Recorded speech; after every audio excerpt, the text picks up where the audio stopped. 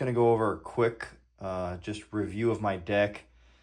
It's basically a white, blue, unicorn freedom blockers deck from what I understand. And I'm just gonna lay out all the cards, and then if you have any feedback, let me know. I know that there is some pieces inside this deck that I don't have the cards that I need to completely finish it. So whatever you think would maybe like finish it off. But the big thing that I've noticed from doing some of the competitions and playing other players is I've got to have some way of really making sure that I stop that initial taking damage early in the game so that I can get into the later game. But anyways, let's dive into this deck. All right, so first up, I like to run 3 demi trainers, okay? And the reason I do is, like I said, it is one of those cards that, like, right off the bat, it can kind of absorb some damage and make sure I don't get too far behind in the game. Of course, next we have our Zorts. I'm running 4 of these, okay? These are a great card.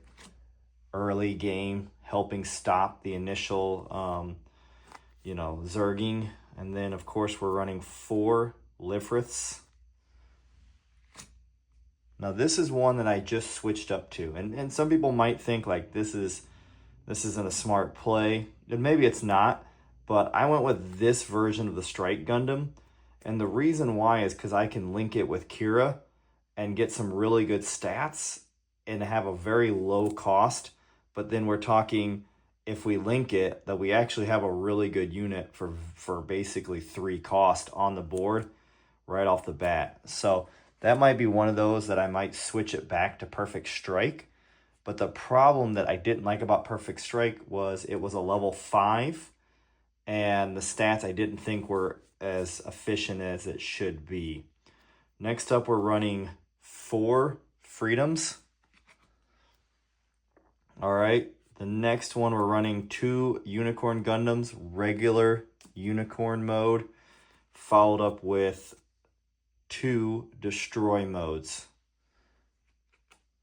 All right, then we're running our 2 Ale Strikes. Now, this is one that I think that I want to go to 4, but I don't have the 4 yet. Okay, we're still working on that. Now, this is another one that some people might say, I don't think that should be in your deck. I personally have liked it. The cost is insanely low. It's a 3/2, and I get to set one of my blockers back to active at the end of the turn, which is kind of nice because if I attack and then I don't get, that unit doesn't die, then I can activate it again so that I can kind of have another layer of defense. The next up, we're running 2 of the original Gundams. Again, that during pair getting +1 is nice. All right. And then we're going to go into our command cards. So we're running 2 Unforeseen Incidents. We're running 2 Show of Resolve.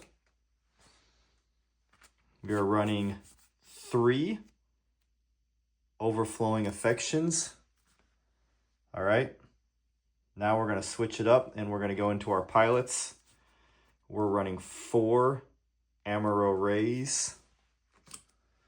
And again, now we're running 4 Kiras. And like I said before, if we take this Kira, right, and on turn 4, we can drop this for a 3 cost, and we can get basically a 5/5 Gundam, and then do a -2 to our opponent. I feel like that's a really strong, cheap combination right now in the game that could be utilized correctly. We're running 4 Links, right? And then we're running right now 3 Archangel bases and 1 white base. All right. And that is our deck that we are playing with, our Freedom Blockers Unicorn deck. Give me some feedback. Let me know your thoughts. Otherwise, the goal is to try to play a couple games this weekend and just see how this deck performs, and to continue to keep improving at the game. I appreciate you guys watching this content, and make sure you subscribe to the channel, and we'll we'll see how Gundam starts to grow in the future and what the new sets kind of provide for the game and the direction that it goes. I'm curious to see like when the Gundam Epion will hit the map. It's one of those things that was like my favorite Gundam that I have named like countless usernames and my business and all kinds of things after that, that particular Gundam. And it's just one of those Gundams that I've always been in love with. So I will be curious if in the future they come with duo link, Gundams, like will Hito Yui and Zex Marquise be able to link to this unit, and will that give different results? But I don't know. Let me know what you guys think the future of the Gundam card game will be and some of the cool things that might actually be incorporated into the game in the future. Otherwise, thank you guys for watching and have a great day.